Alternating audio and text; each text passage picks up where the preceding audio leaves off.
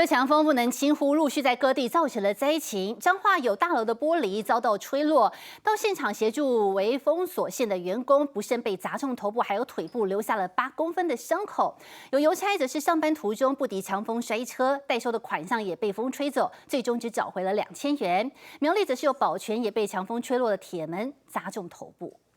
监视器拍下大楼外头一阵骚动，机车骑士纷纷抬头查看，因为大楼外墙的玻璃疑似被强风吹落。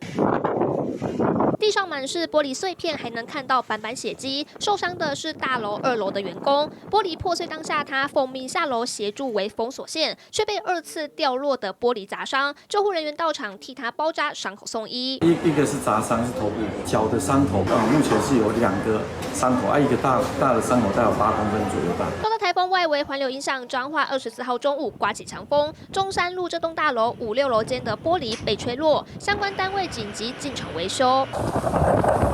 彰化沿海乡镇这几天也明显感受到强风。23号下午，阳性邮差工作的途中不敌强风摔车，代收货款的袋子也被吹落，里头的4000元现金不翼而飞，只找回2000元。无助的他只好到警局报警求助。其实他都蛮顺利的，只是说因为这2天风实在是太大，抵不住那个强风。天灾它是不可抗力的，我这边会有警方自行吸收。 苗栗工地保全躺在大马路上，表情痛苦。23号晚间8点多，他协助固定围篱铁门，不过铁门被强风吹落，硬生生砸中他的头部。好在送医后没有大碍。强风陆续在各地造成灾情，民众千万不可掉以轻心。记者彰化苗栗综合报道。